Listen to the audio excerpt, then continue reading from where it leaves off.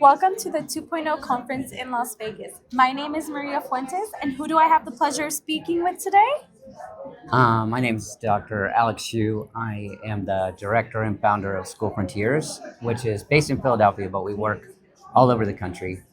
And we provide data analysis and research services to school improvement efforts, mostly for schools that serve primarily low income students. Wow, that's amazing. Okay, super cool. Okay, Alex. Well, I have a question for you. So the first question is, so you are an Education 2.0 conference honorary. How does it feel to receive recognition for your accomplishments? It feels great.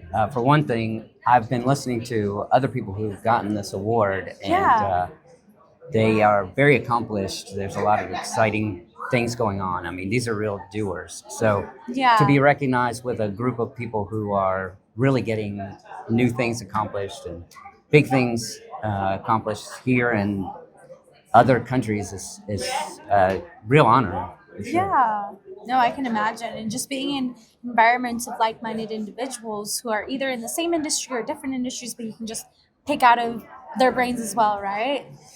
Oh yeah, there's ideas flying all over the place. It's Yeah, just like you have to position yourself and just move one way or the other. You're going to hear yeah, get something some else. new idea. So it's really an Yeah, exciting idea for a conference too, I think. yeah, no, I definitely agree. That's amazing. So the next question I have for you is what advice would you give to someone wanting to follow in your footsteps? My footsteps have gone all over the place, but I would say like listen to the one person who really believes in you Okay. and not the 99 people who tell you you can't do whatever it is that you're trying to do. I love that. And also, I'd say definitely study methodology. Methodology is something they can't take away from you. Hmm. Um, and it's something you can really hang on to when people start doubting what's going on and what you're doing. You can point to, you know, methods and proven sort of scientific ideas and authorities that that have been standing the test of time.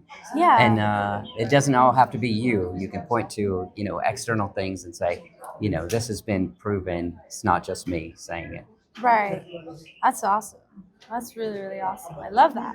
Okay, so the next question I have for you is how has your learning and networking experience been so far at the Education 2.0 Conference USA 2025?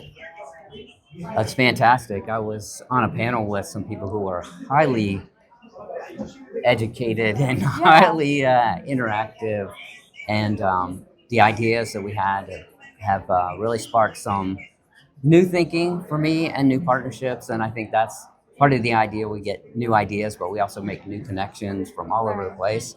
And then, hopefully we have the time to follow up on those. But yeah, the ideas are amazing. The people are amazing. Um, that's Yeah. been a great experience so far. Yeah, no, that's great to hear. That's really, really great. Awesome. The next question I have for you is where can others reach you for collaborations and advice? So the best place is to go to our company website. We've been running this company for 26 years, so it's probably not going anywhere. Okay. And that is schoolfrontiers.com. So www.schoolfrontiers.com with an S. Okay. And my LinkedIn profile is Dr. Alex Schuh. If you look me up, you'll find me there. And Okay. those are two great places to connect with me. Amazing. You guys heard it here, okay? Yeah.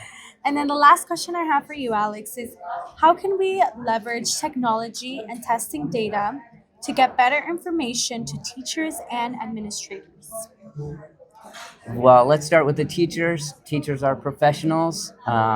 They call themselves professionals, so they should be treated like professionals. It's a teaching profession, which means they have to have great tools.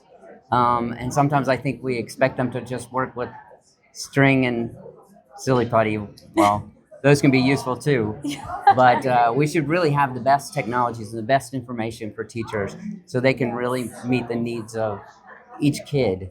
Yes. And I can imagine we work on data analysis, we work on dashboards and things to help bring better information to teachers and bring hundreds of thousands of data points down to classroom level, and for the principals as well.